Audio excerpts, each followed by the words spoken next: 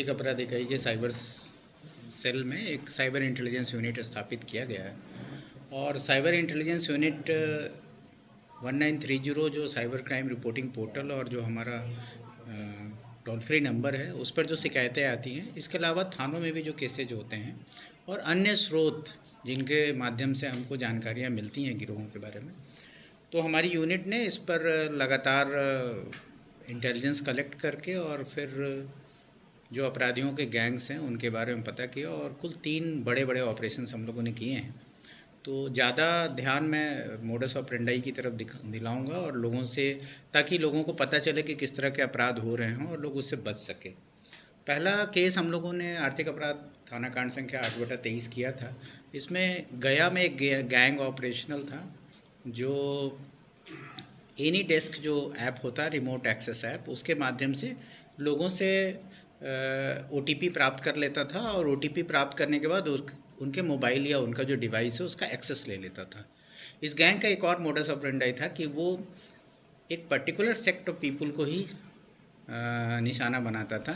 जो booth level officers होते हैं, बीएलओज होते हैं, नॉर्मली टीचर्स या बाकी जो लोग होते हैं जो इलेक्शन के काम में रहते हैं और मतदाता सूची वगैरह का अपडेट करना, ये सब काम होता है। उन लोगों को वीडियो बन के ये फ़ोन करते थे वीडियो ऑफिस से, और उसके बाद उनका डिटेल्स लेके और जो पैसा ये मंगाते थे, जो पैसा ट्रांसफ़र होता था अकाउंट में, वो एक वहाँ के लोकल पेट्रोल पंप के अकाउंट में जाता था और पेट्रोल पंप के भी 3 स्टाफ इसमें पकड़े गए थे।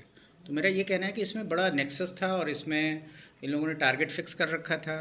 ये रिमोट एक्सेस लेते थे, उसके बाद अकाउंट जो है वो ट्रांसफ़र करके और पेट्रोल पंप के थ्रू, पेट्रोल में पेट्रो कार्ड्स वगैरह बनता है, जो बहुत सारे जो उसके ड्राइवर्स होते हैं उनके लिए कंपनियां बहुत सारे स्कीम्स लाती हैं।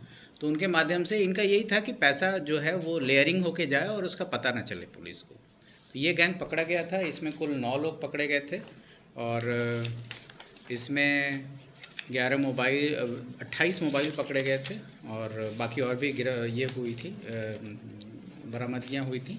दूसरा केस हम लोगों ने एनी डेस्क ऐप का ही डिटेक्ट किया था, लेकिन इसमें इनका मोडस ऑपरेंडी थोड़ा और एडवांस था।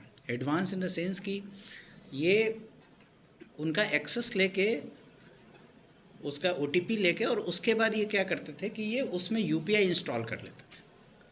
उस आदमी को पता ही नहीं चलता था कि मेरे नाम से यूपीआई चल रहा है, और यूपीआई इंस्टॉल करके ये उसका पैसा का ट्रांजैक्शन करते थे कहीं भेज के, और फिर उसका, इसमें जो गैंग था ये इंटरस्टेट गैंग था और इसका मेन सरगना झारखंड में और उसके बिहार में जो ऑपरेटिव्स थे वो पटना और आसपास के इलाकों के थे।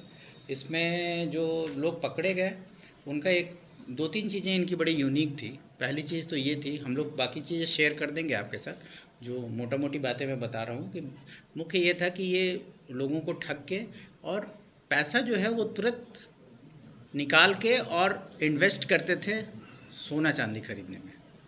इनके पास से करीब 14,70,000 रुपया कैश भी मिला था और 300 ग्राम सोना भी मिला था। तो सोने का आभूषण, बाकी चीज़ें खरीद के, ताकि ये तुरंत जो है उसका क्लू आगे नहीं मिल सके। तो ये गैंग भी पकड़ा गया था। इसमें पटना सिटी का रहने वाला एक लड़का था राहुल कुमार, वो पकड़ा गया था। और ये जो पीड़ित था ये एसएसबी का स्टाफ था जो कि मोतिहारी में कुंडवा चैनपुर में पदस्थापित था।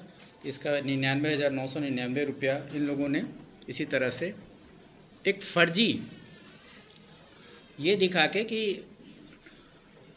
जैसे इसका पैसा ही किसी को भेजना चाहता था, अपने भाई को नहीं भेज पाया, तो उसने कहा कि हमको टोल फ्री नंबर चाहिए जिससे हम संपर्क कर सकें कि क्यों मेरा पैसा इस यूपीआई के थ्रू नहीं जा रहा है। तो जो नंबर मिला वो फर्जी था क्योंकि वेबसाइट फर्जी थी। तो इसमें कई चीज़ें इन्वॉल्व थी और कई लेयर्स थे। इसमें जो आदमी पकड़ा गया वो उसने क्या बताया कि इन लोगों ने 3 लेयर में अपना पूरा का पूरा ऑपरेशन रखा था। एक तो ऊपर में जो लोग बैठे थे वो आइडेंटिफाई करते थे और उनका सेटअप था जिसमें कि लोगों को कॉल्स जाता था और उसके बाद उनका एक्सेस लेते थे। दूसरा लेयर था जो कि लोकल लेवल पे काम करता, जैसे पटना में जो काम करता था उसका ये काम था कि वो उसमें जो लोग भी एम्प्लॉई थे वो लोग क्या करते थे कि वो टारगेट रखते थे और वो आइडेंटिफाई करते थे कि किनको हमको, जैसे बहुत सारे अकाउंट्स इन लोगों ने खोल रखे थे और जो पुराने अकाउंट होल्डर्स थे उनके ये एटीएम कार्ड्स और बाकी अपने पास रख लेते थे और महीने में 10,000 से 15,000 रुपये उनको देते थे। और इसके लिए ऐसे लोगों को कहाँ से ये लोग मिलेंगे, तो इसके लिए भी इन लोगों ने अपनी तरफ से अलग से बहालियाँ कर रखी थी। बहुत सारे 5-6 लड़कियाँ जो जॉब की तलाश में लोग रहते हैं उनको इन लोगों ने एम्प्लॉय कर रखा था। उनको हो सकता है बहुत सारी चीज़ें पता भी नहीं हो कि आपको अकाउंट खुलवाना है और हमको अकाउंट का एटीएम और उसका अकाउंट का बाकी क्रेडेंशियल्स हमको दे देना है। तो ये गैंग पकड़ा गया। इसके पास से बरामदगियाँ बहुत हुई थी और इसके पास से कुल मैंने आपको बताया जैसे कि 300 ग्राम सोना, 14 लाख से ज़्यादा रुपया, 70 मोबाइल मिले थे और 109 डेबिट और क्रेडिट कार्ड मिले थे। 86 पासबुक और चेकबुक थे जो विभिन्न लोगों के थे। अभी हमारी टीम उसको इन्वेस्टिगेट कर रही है और भी कंप्यूटर, आधार कार्ड के डिटेल्स बाकी। इसमें जो पकड़ा गया आदमी वो जिस तरह से भी ऑपरेशन करता था तो ये बहुत सारे लेयर्स में करते थे और जो मेन आदमी था वो झारखंड में बैठा हुआ था। तो झारखंड पुलिस से भी हम लोगों ने संपर्क किया है और वो आइडेंटिफाई हो गए हैं और जल्दी ही उनकी गिरफ्तारी हो जाएगी। इसके अलावा एक तीसरा और था जिसमें कि ये भी एकदम अलग तरह का क्राइम है। जैसे आज के दिनों में टेली